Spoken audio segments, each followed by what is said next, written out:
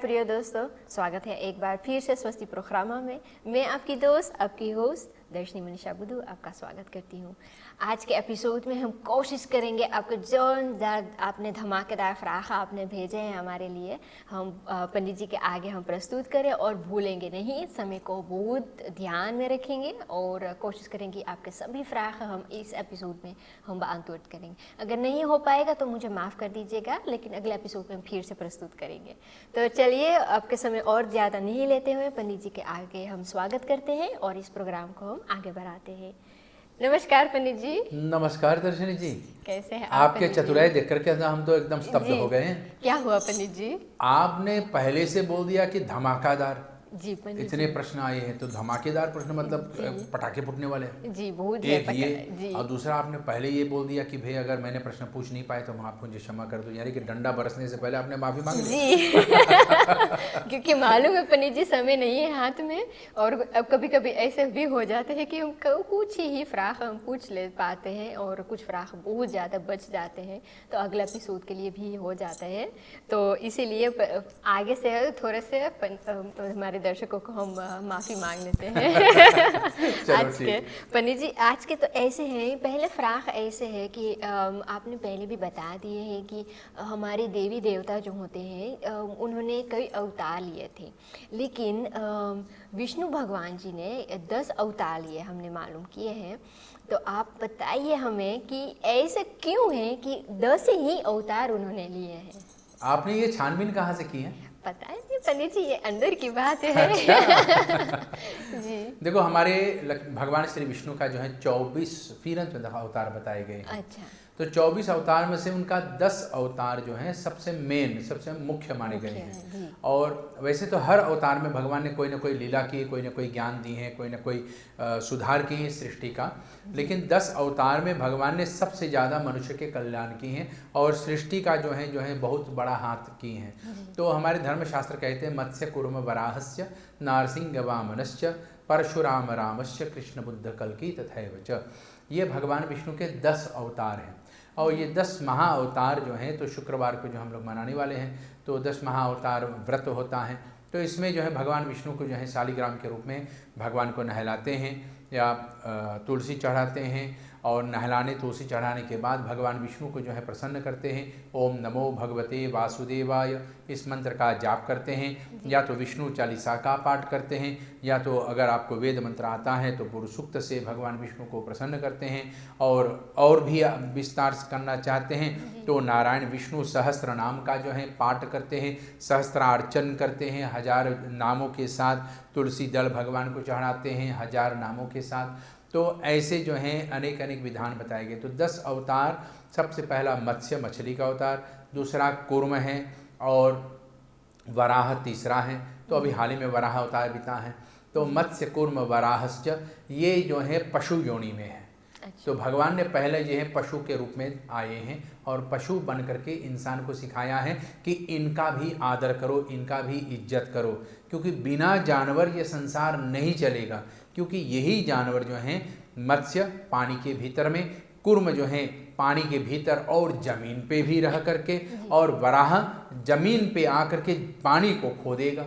तो ये तीन जो है जा करके पानी के सहारे से और मट्टी के सहारे से सब काम करेगा, अपने आप को शुद्ध करने का विधान है। मत्स्य कूर्म वराहस्य। फिर आया नरसिंह वामन परशुराम। तो नरसिंह आया है एक और जानवर, जिसको हम लोग कहते हैं मूड जो है बब्बर शेर का, शरीर जो है मनुष्य का। तो ये नरसिंह लेव का अवतार हुआ भगवान विष्णु का। तो नरसिंह माने जंगल के राजा वो बन गया। और जंगल के राजा वो कैसे? न केवल जंगल, मनुष्य के शरीर होते हुए मनुष्य का भी राजा वो बन गया। तो मनुष्य के अंदर में एक प्रकार के डर भी अब आ गया कि भाई अगर हमें अपने जीवन को सुधारना है, अपने जीवन को ठीक रास्ता पे लेकर के चलना है, तो भगवान विष्णु के बताए हुए रास्ते पे चलें। क्योंकि धर्म के रास्ता को रक्षतो धर्म धर्म रक्षति है। तो जो धर्म की रक्षा करेगा, धर्म उनकी रक्षा करता है। तो नारायण के बताए हुए रास्ते पे चलेंगे। तो ये 4 जानवर का जो है अवतार है, पशु का अवतार भगवान का। फिर अब आया है वामन। तो वामन अवतार जो है आने वाले इतवार को हम लोग मनाएंगे। तो इतवार को वामन अवतार होगा। और वामन अवतार में भगवान विष्णु को जो हम लोग याद करते हैं कि इंसान तुरंत बड़ा नहीं हो जाता है, पहले वो छोटा रहता है, वो बौना रहता है, छोटा रहता है, और छोटा रह के सब दुलार प्यार करते हैं। छोटे को सब लोग प्यार करते हैं, सब लोग दुलार करते हैं। छोटे को देख करके हम लोग हाथ बढ़ाते हैं, गोद में बिठाना चाहते हैं। ठीक इसी प्रकार से भगवान श्री विष्णु वामन अवतार में आता है और वामन अवतार में आकर के दुनिया में लीला करता है कि ये तीनों लोग जो हैं उसका हैं। हम मनुष्य भी ये समझ ले कि ये तीनों लोग हमारा हैं। तो तीनों लोग अगर हमारा हैं, यानी कि जल के भीतर में भी, जमीन के ऊपर भी और आकाश में रहने वाले को भी, तो यहाँ पर इसको तीन भुवन को हम लोग जो है ऐसे देखने में कह लेते हैं, लेकिन धर्मशास्त्र कहते हैं नरकलोक, मृत्युलोक और स्वर्गलोक, ये तीन लोग होते हैं। ये तीनों जो है भगवान के, ये तीनों हमारा हैं, क्योंकि हम नरक भी जाएंगे, हम इसी मृत्यु लोक में भी रहेंगे और हम स्वर्ग भी जाएंगे, और ये हमारे कर्म के आधार पे हैं। तो यहाँ पर भगवान हमें कर्म की जो है शिक्षा दे जाते हैं, जो गीता में भी बताते हैं, कर्मण्येव अधिकारेषु मा फलेषु कदाचन इत्यादि। इन श्लोकों में भगवान हमें बताते हैं कि तुम कर्म करो और कर्म करते हुए मत प्रतीक्षा करो कि मैं इसका फल पाऊंगा, मैं आम का पेड़ लगा दिया, आम मैं ही खाऊंगा, पता नहीं उस आम को खाने के लिए हम रहेंगे या नहीं रहेंगे, पेड़ कब बड़ा होगा, कब आम देगा, ये सब हमको कब पता चलेगा। तो इसलिए कहते हैं तुम कम कर्म करते जाओ। हर व्यक्ति को अपने जीवन में कम से कम 4 पेड़ लगाना चाहिए। अच्छा, ये वामन अवतार में हमको बताते भगवान। लेकिन पंडित जी, ये कौन से पेड़ होते हैं? तो एक पेड़ होता है जो पहले हमें तो जानना चाहिए कि जो भी पेड़ हम लगाएंगे वो ऊपर को ही बढ़ेगा। कोई पेड़ बावां नहीं जाएगा, दाहिना नहीं जाएगा, या हमारे सामने या पीछे जाएगा, वो सब ऊपर ही जाते हैं। ऊपर जाने का मतलब है वो परमात्मा से मिलने की इच्छा रखते हैं। तो इंसान भी जब बढ़ता है तो परमात्मा से मिलने की इच्छा रखता है कि हम भी परमात्मा को छू लें, हम भी परमात्मा को पा लें। तो हम लोग कहते हैं कि परमात्मा ऊपर रहते हैं, नहीं, ईशावास्यम सर्वम यत् किंचित जगत्याम जगत। धर्मशास्त्र कहते हैं कि भगवान सब जगह हैं, सामने हैं, पीछे हैं, बाएं हैं, दाहिने हैं, हमारे ऊपर हैं, हमारे नीचे भी हैं, धरती में हैं, पानी में है, सब कुछ में है।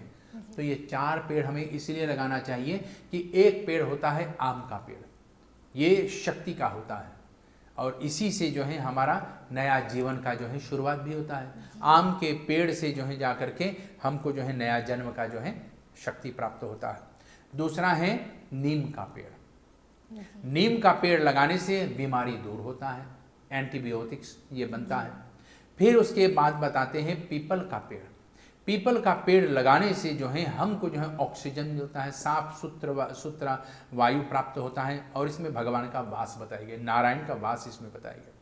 और चौथा पेड़ जो होता है तो अपने जीवन में सीखने के लिए कि हमारा जीवन कैसे होना चाहिए, तो कहते हैं अब लगाओ 2 पेड़ में से कोई एक पेड़, और वो है एक तो नारियल का पेड़ या तो बेल का पेड़। नारियल का पेड़ जो है देवी भक्त लोग लगाते हैं, और शैव जो शिव के भक्त होते हैं वो बेल के पेड़ को लगाते हैं।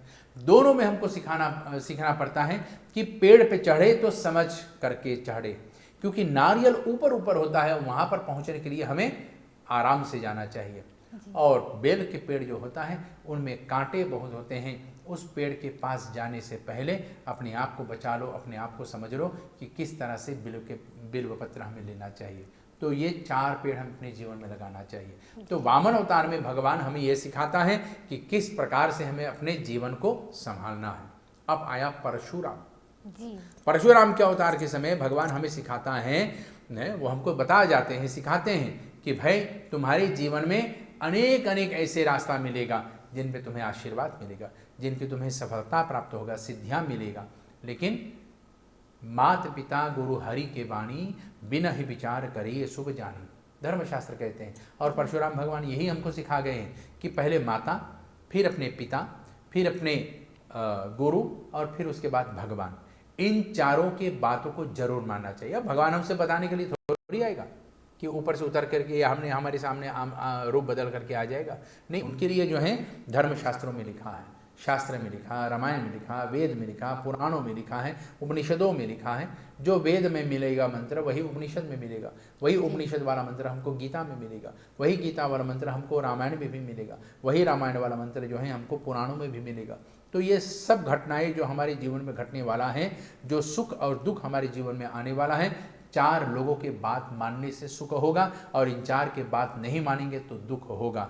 तो इसलिए कहते हैं मात पिता गुरु और हरि के बाणी बिना ही विचार करिए सब शुभ जानी। तो इन्होंने अगर कोई आदेश दे दिया तो शुभ मानो शुभ जानो और फिर जीवन में सुख है। फिर इसके बाद आया राम। अब राम जी आया। राम जी आकर के हमको सिखा दिया कि भाई भले मैं भगवान हूँ, भले मैं शक्तिशाली हूँ, भले मैं धनवान हूँ, लेकिन बिना अपना धन का, बिना अपने शक्ति का प्रयोग करना और इनके बिना ही प्रयोग किए हुए मैं संसार में आम मनुष्य की तरह रहूं, हर दुख को सहूं, हर सुख को पाऊं और दुख में ना रोऊं, सुख में ना हंसूं, दोनों परिस्थितियों में बराबर रहूं, सम रहूं। और सबसे कठिन बात इसमें है कि माता पिता को भगवान जाने। आजकल इंसान काहे के दुखी है, वो अपने माता पिता को भगवान मानते ही नहीं है। वो सोचते हैं भगवान के सामने घंटी बजाओ, 1000 बार प्रसाद चढ़ाओ, दक्षिणा चढ़ाओ, भगवान मिल जाएगा। नहीं, घर में भगवान है माता पिता के रूप में, पहले उनको मानो। अगर माता पिता घर में हैं, भले वो कोने में बूढ़े होकर के खाई खाई खांस रहे हैं, उनका जो है सेवा करो, उनके साथ समय बिताओ, क्योंकि एक दिन हम भी बूढ़े होंगे और इनके साथ जो हम समय बिता रहे हैं, हमारे बच्चे देख करके हमारी भी ऐसे ही आदर सत्कार करेगा, हमको भी इसी प्रकार से प्रेम के साथ हमको जो है ये सुविधा देगा। तो धर्मशास्त्र ये भी कहते हैं कि माता पिता की बात को मानो, लेकिन इसमें सबसे पहला आता है कौन? माता। सबसे पहले माँ की बात को मानना चाहिए, बाद में पिता की, लेकिन माँ की बात हमेशा मानना चाहिए। इसलिए माँ जो कहती है वो धर्म है, पिता जो कहते हैं वो कर्म है। माँ जो हमको सिखाती हैं वो संसार में उद्धार के लिए है, पिता जो सिखाते हैं संसार में फल को पाने के लिए है। एक फल जो है अपने आप को सुखी करता है, एक उद्धार होता है जो सबका कल्याण करता है। तो माँ सबकी कल्याण करती हैं। घर में एक बेटा आने से घर के सबका रखवाली हो जाती है, सबकी रक्षा हो जाती है। लेकिन परिवार में एक बेटा नालायक निकल जाए, उसको ज़्यादा दुलार प्यार जब हो जाता है वो नालायक निकल जाता है। तो ऐसे नालायक बच्चे को जो है लोग कहते हैं कि भाई भागो यहाँ से, क्योंकि तू हमारा सब काम बिगाड़ रहा है। तो इसी प्रकार से धर्मशास्त्र कहते हैं कि राम जी आकर के हमें सिखाए हैं कि माँ की बात को कैसे माने और पिता की बताए हुए कर्मों को कैसे निभाए। फिर इसके बाद आवे हैं भगवान का अगला अवतार, जिसको हम लोग कहते हैं बुद्ध अवतार। ये बुद्ध अवतार हमें सिखाते हैं कि गुरु क्यों होना चाहिए। बुद्ध ने अपने जीवन में गुरु बनाया ही नहीं, उसने गुरु परंपरा लिया ही नहीं। इसलिए बुद्ध का जो है जा करके बिना गुरु का जो है कोई ज्ञान नहीं होता है, बिना गुरु के जो है मंत्र में शक्ति नहीं होता है, और बिना गुरु का जो है कोई भी ऐसा कार्य हमारा बनता नहीं है। क्योंकि पहला गुरु माँ है, दूसरा गुरु पिता है, तीसरा गुरु हमारे स्कूल में अध्यापक होता है, चौथा गुरु जो है जिन्होंने हमें शिक्षा दीक्षा दी है, और पांचवा गुरु जो है हमको सदमार्ग बता करके मुक्ति को ले जाएगा। ये 5 गुरु। हम खुद के गुरु हम नहीं हो सकते हैं पंडित, खुद अपना गुरु कोई नहीं हो सकता है। तो जो औदोदिदाक्तिस होते हैं, जिसको हम लोग कहते हैं वो स्वयं पढ़ता है इत्यादि, उसमें कोई ना कोई त्रुटि होता है, कोई ना कोई गलती होगा, कोई ना कोई चूक होता है। और वो कहते हैं कि उसने खुद करके सीखा है, लेकिन उसने पढ़ करके सीखा है। तो जो पढ़ा है वो पहले किसी के लिखा हुआ है, तो वो उसका गुरु हुआ। तो बिना गुरु बनाए संसार में कभी मंत्र में शक्ति नहीं होता है। इसलिए गौतम बुद्ध का जो है कोई भी ऐसा मंत्र नहीं है जो जाप करके उसको प्राप्त किया जा सकता है। मैं ये नहीं कहता हूँ कि बुद्ध का पूजन नहीं कराना चाहिए। गौतम सिद्धार्थ बुद्ध का जो है कोई भी मंदिर ऐसा नहीं है, ऐसा ये नहीं कहता हूँ। उन्होंने हमको सिखाया कि ध्यान करना, ध्यान से, मेडिटेशन से भगवान को कैसा पाया जा सकता है। लेकिन फिर भी वो मेडिटेशन करता है, लेकिन किसी को गुरु नहीं बनाया। अब किसका ध्यान करेगा? तो ये गुरु ही बताएगा किसका ध्यान करना चाहिए। इसलिए गुरु होना आवश्यक है। तो यहाँ पर बुद्ध के अवतार में भगवान आकर के हमको सिखाया है कि अपने आप पर केवल निर्भर रहना व्यक्ति नहीं रह सकता है। अकेलापन व्यक्ति का सबसे बड़ा शत्रु बन जाता है। इसलिए अकेला ना रहें, और हो सके तो कोई भी ना कोई गुरु आपके पास रहें जो आपके मार्ग का दर्शन करे। फिर इसके बाद आया है कल की अवतार जी। और ये कल की अवतार होने वाला है। कली अवतार अभी नहीं हुआ है, ये होने वाला। हालांकि हो चुके हैं, लेकिन इस बार 28वां बार होने वाला है, और ये 100 बार होगा। 100 बार होने के बाद जो है तब जा करके नया युग फिर हमारा जो है नया कल्प के आरंभ होगा। अच्छा। ठीक, इसी प्रकार से ये 10 अवतार को याद करके कि पाप कैसे विनाश होता है, सत्युग कैसे फिर आता है, कैसे फिर सतमार्ग पे हम लोग चलते हैं, ये कली अवतार होता है। और इन्हीं कली 10 अवतारों से हम लोग सीखते हैं अपने जीवन को और आगे बढ़ाने के लिए। तो ये 10 अवतार व्रत भगवान विष्णु को प्रसन्न करने के लिए हम लोग करते हैं। एकदम से छोटे में मैंने करके आपको बता दिया कि 10 अवतार किस लिए और क्यों। बहुत अच्छे पंडित जी। और पंडित जी, लेकिन ये 10 अवतार व्रत जो होते हैं, मंदिरों में भी ये पूजा भी होता है या कि हम व्रत खोल सकते हैं मंदिरों में? ये 10 अवतार व्रत जो होते हैं तो इसका विधान होते हैं कि भगवान के लिए अनेक अनेक प्रकार के भोजन बना करके रखते हैं। मछली के लिए मछली को दाना दो, कुर्म के लिए कुर्म को दाने देते हैं। फिर उसके बाद जो है वराह जो है तो वराह के लिए हम लोग फल आदि देते हैं, सब्जी आदि देते हैं। सबका जो है सेवन करने का ये 10 अवतार व्रत बताते हैं कि 10 का जो है सेवन करें। इंसान हैं, पशु हैं, पक्षी हैं, मछली है, इन सब का हमें सेवन करना चाहिए, सेवा करना चाहिए। सेवन का मतलब ये है कि ना खा जाए, सेवा का मतलब है उनकी सेवा करें। बहुत अच्छे पंडित जी, आपने हम बताया है कि एक्चुअली हमें भी एक गुरु को होना चाहिए, लेकिन अगर हमें गुरु को हम सेवा करना चाहते हैं तो वह हम कैसे कर सकते हैं? क्योंकि एक प्रश्न ऐसे भी आए हैं कि हमारे प्रिय कैकर जो है वे पूछते हैं कि उनके पास एक गुरु है लेकिन उन्होंने बताया नहीं कि उनका सेवा हम कैसे करें। तो वे जानना चाहते हैं अगर वे सेवा करना चाहते हैं अपने गुरु के तो वो किस तरीके से सेवा करें। देखो, हमारे यहाँ पे सेवा का जब विधान है कि बिना पूछ करके वो कार्य करना, पूछ करके कार्य करना तो वो कार्य हो जाता है, ऐसा ऑब्जेक्ट हो जाता है, ऐसा परप्लेक्सिंग। बिना पूछे जो कुछ करता है तो वो सेवा होता है। सेवा मन से होता है, सेवा बिना पूछे से होता है, सेवा प्रेम से होता है। तो उस व्यक्ति के पास जाइए, अपने गुरुजी के पास जाइए, ये मत पूछिए कि गुरुजी मेरे लिए क्या सेवा है, मैं क्या सेवा करूं। अगर हम पूछ करके करेंगे तो वो सेवा नहीं, वो कार्य हो जाएगा। और जब कार्य हो जाता है तो वो सेवा नहीं रह जाता फिर, क्योंकि गुरु को बताना पड़ता है। इसलिए अगर हमारे पास गुरु हैं तो अपने गुरु के पास जाइए, उसके लिए कुछ कीजिए, कुछ भी आप कीजिए जिससे आपके गुरु प्रसन्न हो। और गुरु जी के प्रसन्न होने से तो आपको कैसे पता चलेगा कि हमारे गुरु जी का प्रसन्नता क्या है, उसको क्या अच्छा लगता है, क्या नहीं अच्छा लगता है।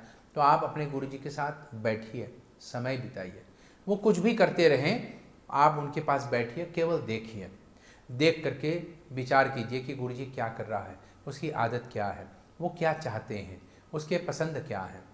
तो ऐसे में अपने गुरु के पास जाइए, किसी के सामने जा करके उसको जान सकेंगे, किसी से दूर रह करके उनका चिंतन कर सकेंगे, और किसी को जो है सुन करके उसके हम लोग केवल स्मरण कर सकते हैं। और केवल सुनने के बाद जो हैं, केवल जो हमने सेवा 3 ही प्रकार से हो सकता है, सुनने से, ठीक है, पास में जा करके बैठने से, इसको उपासना कहते हैं, और उनके लिए जो है मेहनत करना, ये 3 प्रकार की सेवा होता है। और जो पूछ करके सेवा करते हैं वो सेवा नहीं, वो कार्य हो जाता है। अच्छा। तो अपने गुरु जी के पास जाइए, बैठिए, सीखिए, देखिए, उनका रहन सहन जानिए। इसीलिए कहते हैं अपने पंडित को केवल साल में एक बार मत बुलाइए कि पंडित जी हमारे घर पे पूजा है, आप आइए पूजा करके, और पंडित जी चला जाते हैं। पंडित जी को अपने घर पे भी बुलाइए एक बार भोजन कराने के लिए, या तो फिर एक गठड़िया बांध करके, तंडुल आदि उसमें बांध करके अपने पंडित जी के पास जाइए, बैठिए, भले वो अपना काम काज करते रहे, आप उनके पास बैठिए, देखिए और समझिए, और उनके आसपास देखिए क्या आवश्यकता है, उसको कुछ करना है, कुछ मरम्मत करना है, कुछ उसके लिए लाना है, कुछ उसको ज़्यादा पसंद है, वो कलम से लिख रहा है, उसका कलम लिख रहा है या नहीं लिख रहा है, एक नया कलम ला दूँ, एक कापी है कापी ला दूँ।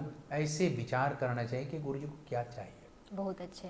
तो ये सेवा होता है, ये सेवा हो जाते हैं। तो ऐसे भी एक और प्रश्न आयल है पंडित जी, लेकिन हम धीरे धीरे वो धमाकेदार फ्राख लगे जहाँ लग जाए लो। अच्छा हाँ जी। और ये है एक फ्राख आयल है त्याग के बारे में। किसके बारे में? त्याग के बारे में। त्याग, हाँ जी, त्याग। अब ये पूछते हैं कि त्याग क्या एक्चुअली होते हैं, और क्या एक आदमी अपने औरत को त्याग कर सकते हैं और दूसरी औरत के पास जा सकते हैं?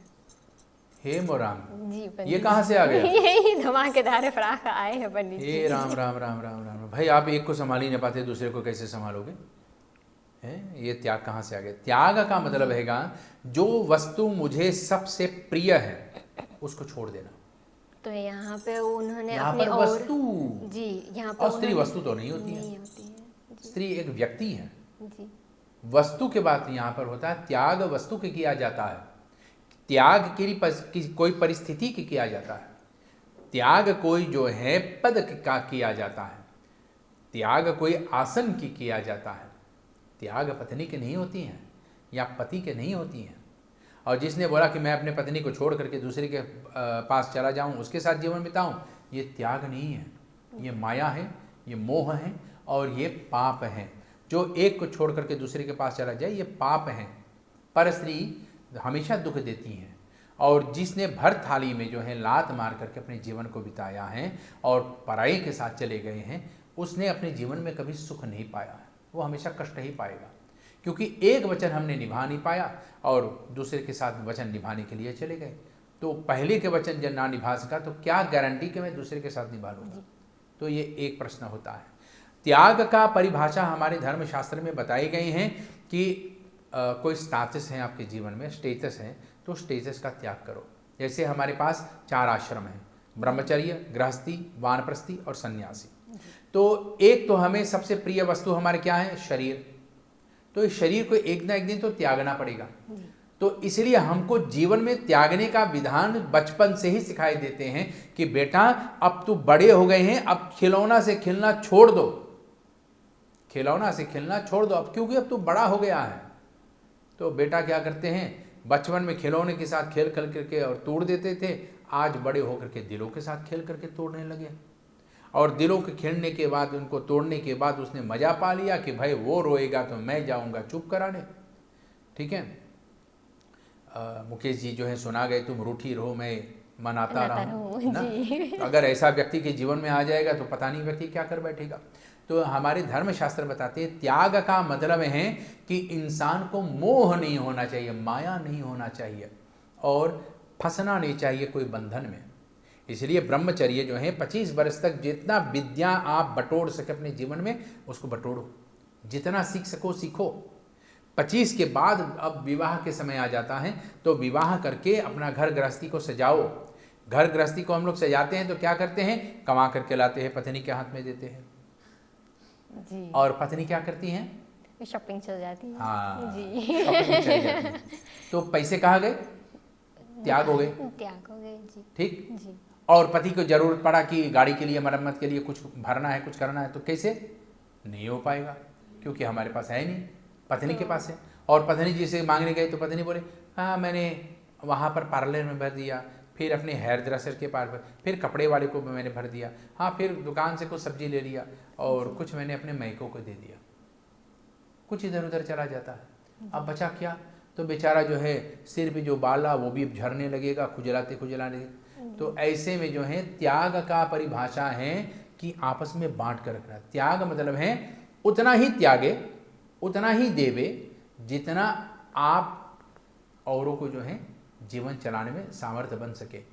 सब दे देंगे तो हमारे लिए कुछ नहीं बनेगा। इसलिए विद्या को जो है केवल 25 वर्ष पे पूर्ण ना समझे, उसके बाद भी हमको पढ़ना ही रहना चाहिए। उसके बाद पढ़ते रहो, सीखते रहो, क्योंकि कोई कभी पढ़ करके पूरा, आज मैं भी अभी तक मैं भी पढ़ रहा हूँ, अभी तक मैं सीख रहा हूँ। हमारे पास एक से एक पुस्तक आते हैं, मैं पुस्तक खोल करके पढ़ता रहता हूँ, सीखता, कभी कभी रिफ्रेश भी करता हूँ, पढ़े हुए पुस्तक को दोबारा भी पढ़ता हूँ। ऐसे करने से ज्ञान जो है जाकर तीव्र होता है। तो आजीवन पढ़ते रहें और अपने गुरु जी के पास जा कर के बैठें, उनका चिंतन करें, देखें वो क्या कर रहे हैं। अब जैसे मैं अपने गुरु जी के पास जाता था, बैठता था, तो गुरु जी हमेशा लिखता है। सवेरे 4 बजे गुरु जी बैठ जाते हैं लिखने के लिए, वो लिखते हैं। खालीपन है, चाय ले आओ, चाय पियो। गुरु जी के साथ हम लोग चाय पीते थे, हमको चाय पिला रहे हैं लेकिन खुद लिख रहे हैं। ऐसे गुरु होते हैं कि खुद अपना जो है काम करता रहता है और बाकी लोगों को अपने पास में बिठा करके उनको शांति देते हैं। गुरु जी के पास बैठने से शांति मिलेगा, गुरु जी के पास बैठने से उनके शरीर के अंदर से शक्ति आपके अंदर में आएगा। जैसे चुंबक मैग्नेट जो होता है, दोनों जो उल्टा कर देंगे तो एक दूसरे को ठेलेगा, लेकिन दोनों सीधा हो जाएगा ना तो दोनों एक दूसरे को खींचेगा। इसलिए गुरु के पास जाना चाहिए। और जो गुरु जी के पास जाते हैं उनके अंदर में ये अपनापन होता है, वो जोड़ने का शक्ति उसके अंदर हो जाता है। जो जिनके पास गुरु नहीं ना, वो संसार को तोड़ते ही रहेगा, वो कभी बनाएगा नहीं, तोड़ते रहेगा, चांडालीपन रह जाएगा, चोरी चपाटी रह जाएगा, लेकिन उसके अंदर में जोड़ने का शक्ति नहीं रह जाएगा। वो हमेशा तोड़ते रहेगा और जुड़े हुए बंधन में भी कभी सुखी नहीं रहेगा, कभी सुखी नहीं रहेगा। इसलिए गुरु के होना आवश्यक होता है, क्योंकि वहाँ पर हम सीखते हैं एक दूसरे के साथ कैसे जोड़ना चाहिए। ये गुरु का लक्षण होता है। बहुत अच्छे पंडित जी, आपने हमें बता दिए हैं। तो ऐसे एक और धमाकेदार फ्राख आयल है पंडित जी कि ऐसे आजकल भी देखने को मिलता है कि पहले के गो vergelijking बनल है कि नौता में और बिया में eigenlijk in de huwelijken विवाह शादी जब होते हैं तो वे लोग पहले दुल्हन को डोली में ले जाकर मारो तलक वो बैठाते थे। लेकिन आजकल तो देखने में आए हैं कि दुल्हन नाचते हुए आती हैं।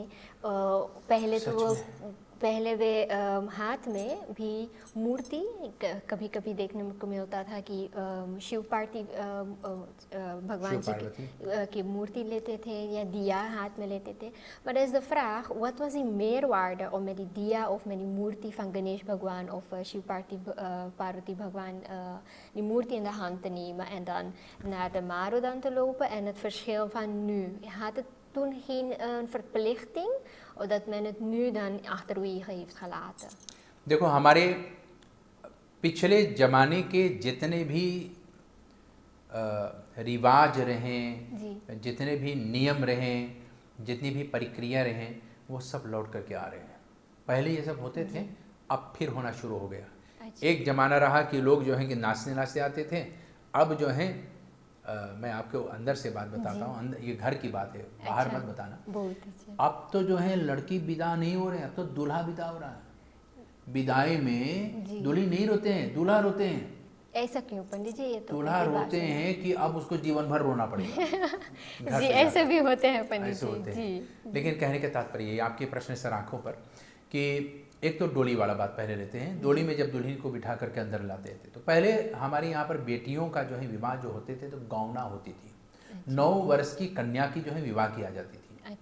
और 9 वर्ष की कन्या की जो है अब खेलने वाली उम्र है भैया, तो उनको कैसे हम बांध करके रखें? तो क्या करते थे, डोली में बैठा देते थे, डोली जमीन से ऊपर कर लेते थे कि बच्चे उसमें से उतरे, अपनी उतरेगा तो उनको डर लगेगा नीचे देखने का कारण से, और उसी के भीतर में कुछ खिलौने डाल देते थे कि उसी के साथ वो खेलें, और डोली में दुल्हन को हम लोग लेकर के जाते थे। कुछ लोग के अंदर में बच्चे जो होते थे, 9 वर्ष की कन्याएं जो होती थी, वो बुद्धिमान होते थे। उनके अंदर में ये ज्ञान होते थे कि मैं कहीं जा रहा हूँ, मुझे राजकुमारी जैसे, लक्ष्मी जैसे आदर सत्कार दिए जा रहे हैं और मुझे लेकर के जा रहे हैं। विवाह के बंधन के बारे में बताए गए तो उनको लेकर के जा रहे हैं, तो उनको लक्ष्मी समझ करके हम लोग लेकर जाते थे। तो एक तो लक्ष्मी रूपी, दूसरी जो है उस कन्या के जो अबोध कन्या है तो उसके अंदर में इतनी ज्ञान भी नहीं है कि वो उतर जाएगा, भाग जाएगा, इसलिए ऊपर कर लेते थे डोली में जी। और तीसरी कारण ये है कि हम डोली इसलिए लेते हैं क्योंकि हम चाहते हैं कि हमारा लक्ष्मी के पैर जो है ज़मीन पे ना पड़े। हमारे प्रथा जो है, ये डोली वाली प्रथा कब से है, जब हमारे कृषि पितृगण, कृषि माने लैंड बॉवर्स, क्योंकि हमारे पुरखा पुरनिये जितने भी रहे वो सब कृषि रहे, देश में खेती में काम करने वाले रहे। तो वो खेतों में काम करते करते कमर में दर्द हो जाया करते थे और कभी कभी कमज़ोर हो जाते थे, कभी कभी इतने थक जाते थे कि किसी को उठा नहीं पाते थे। तो कुछ लोगों के साथ मिल करके और डोली में कन्या को जो है लेकर के आते थे। लेकिन पहले डोली से पहले क्या रहा कि बाप जो है बेटी को अपने गोद में ले करके और मंडप तक लेकर के जाती थी। मुझे पता है मेरी माँ के साथ ऐसा ही हुआ। मेरी माँ को जो है मेरे नाना अपने गोद में, मैं तो था ही नहीं जी, उन्होंने बताया, लेकिन सुना है मैंने अपने मौसी लोग से, अपने मामा लोग से सुना है कि उनको गोद में ले करके और नाना जी मंडप में गए और वहाँ पर उनका जो है ऐसा विवाह इत्यादि हुआ, गौना हुआ।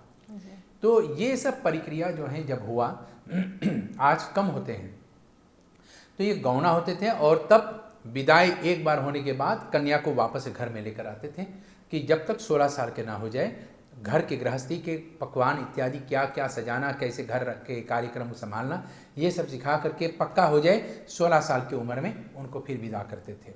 ये ऐसे पहले हुआ करते थे।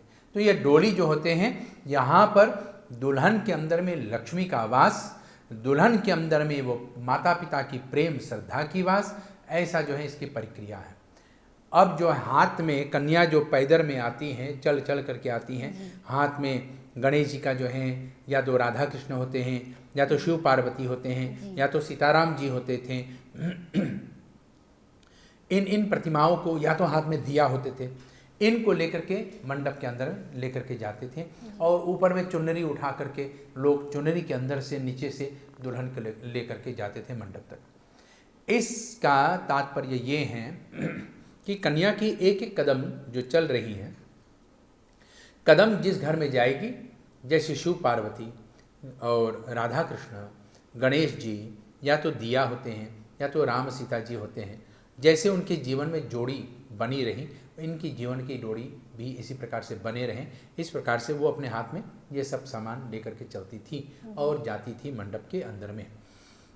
अब जो हैं देखने में आते हैं, एक विवाह में मैंने देखा, मैं तो स्तब्ध हो गया, देखते रह गई कि ये हार्ले डेविडसन जो होते हैं ना, मोटर बाइक वाला जी तो दुल्हन बाइक पे आया जी उनको बाइक पे बिठा करके दुल्हन को लेकर आए, और जब मंडप में जाने की बारी हुई तो दुल्हन को जो है इस तरह से बिठाएं कि दोनों पैर एक तरफ, और मोटर बाइक को जो है घुमाते रहे, उनकी पहिए से जो है जाकर के धुआं खूब निकले, और पता नहीं कि दुल्हन के कपड़े हैं या क्या हुआ, थोड़ा करखा लग गया, क्योंकि वो धुआं जो निकला और टायर का जो है थोड़े थोड़े हिस्से निकल रहे थे, तो उनके कपड़े में लगे, उनके चेहरे पे भी लगे।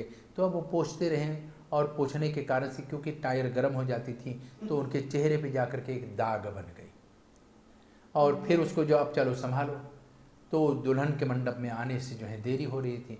तो कहीं कहीं देखने में आते हैं कि दुल्हन नाच नाच करके आ रही है, कहीं कहीं बाइक पे आ रही हैं, कहीं कहीं पे गाड़ी से आ रही हैं, लेकिन आ रही हैं बड़े शोभा के साथ। तो आइए किसी भी रूप में, लेकिन मर्यादा इतना तक रहे कि जहाँ पर मैं लक्ष्मी बन करके जा रहा हूँ, मुझे लक्ष्मी बन करके ही जाना है, मुझे दुनिया में अपनी ठाड़ बाड़ नहीं दिखाना है, मैं लक्ष्मी हूँ। उस समय दुल्हन को उस समय समझना चाहिए कि मैं लक्ष्मी हूँ, और लक्ष्मी बन करके मैं जा रही हूँ।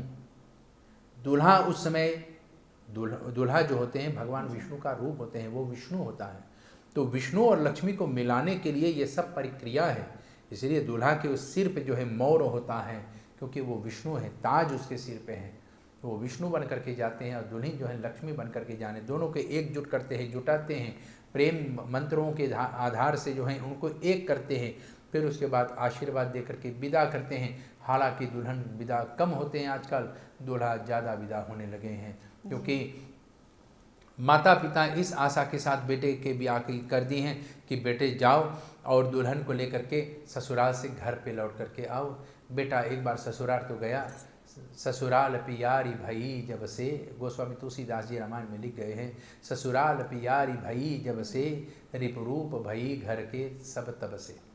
जिस दिन ससुराल प्यारा हो गए, घर के सब लोग खराब लगने लगे, और बेटा जो है जाकर के ससुराल में रात दिन बैठे रह गए, और कभी घर वापस लौट कर नहीं आई। इसलिए बेटा जो है ज़्यादा विदाई होता है, और दुल्हन के विदाई कम होने लगे हैं। और यहाँ तक जो है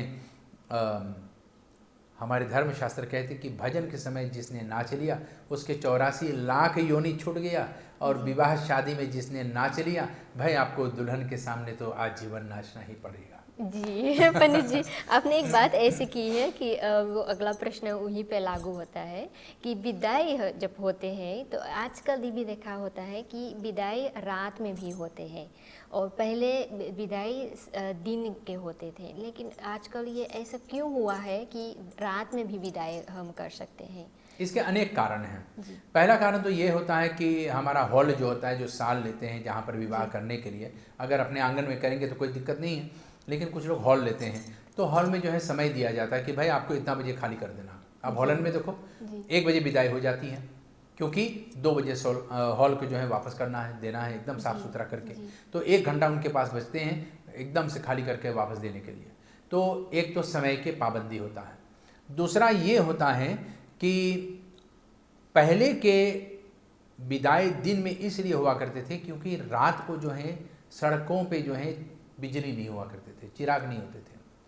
तो एक तो डर डाकुओं का, दूसरा रात का जो है भयानकपन कि जंगल से कोई शेर ना आ जाए, कोई हाथी ना आ जाए हमको सता दे, काट ले, खा ले।